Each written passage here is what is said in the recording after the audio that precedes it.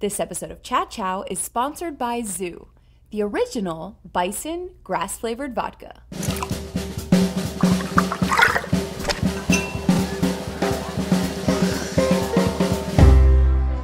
Located at the Gale Hotel on South Beach, Dolce Italian offers a contemporary take on Italian classics.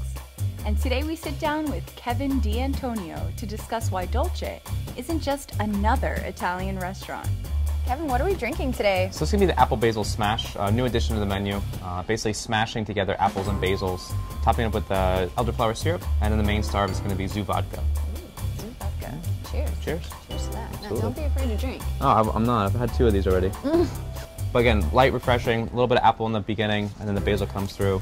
And then the bison grass vodka is going to be that Zoo vodka, kind of adds a little element to everything. It's nice. Very nice. Now, some people might say, oh, you know, Dolce, another Italian restaurant, but you guys really want to be part of the local community and be a local restaurant. So? How are you doing that?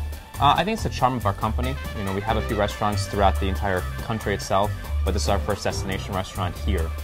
So kind of creating that, holding true to what LDV has, and then being the fact that we're on Collins Avenue, very famous corner, but again, kind of having that driving force, the local market with all the opportunity we have on the venues. LDV Hospitality, that's the group that's part of Dolce. Sure. What other restaurants or I think the one most people probably know, especially in this market, would be Scarpetta. Exactly. Scarpetta started in New York, obviously, other destination restaurants, and the second one being in Miami, over at Fontainebleau. Food, let's talk about food. Sure. Some of the standout dishes, must-have dishes. You have the beautiful wood-burning oven. Yeah, I mean that's the best thing about this restaurant is the moment you walk in, you get a little smell of that wood-burning oven. So pizzas are cooked around 500 degrees. Take about 3 to 4 minutes to get to the table, but again, it's ingredients that are going to be fresh. So the margherita pizza is probably the most true form of that. Just simple tomatoes that are crushed, fresh mozzarella, and then basil.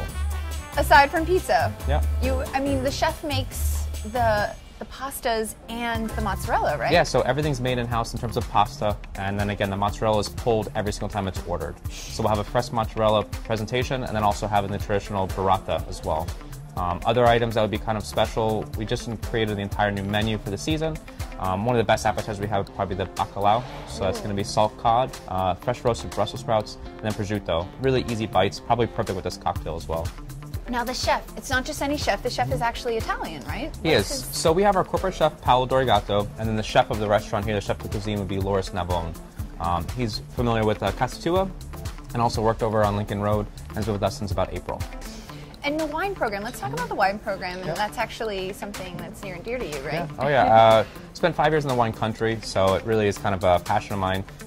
We took the list when I got on board in August from about 40 selections to over 120 now. So the whole idea of food and wine is very true and dear to Italian culture. So again, we really want to kind of have that be the charm of the restaurant.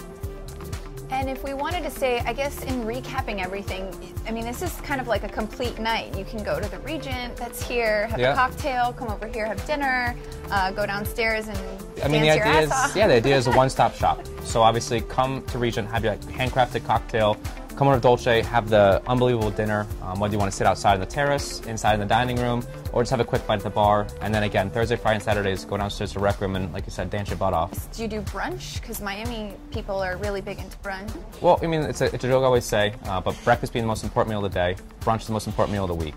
So it's something we do have in the works, and we're looking forward to it in the next few seasons. We'll kind of carry something through probably Saturdays and Sundays. All right. You all just celebrated a year anniversary.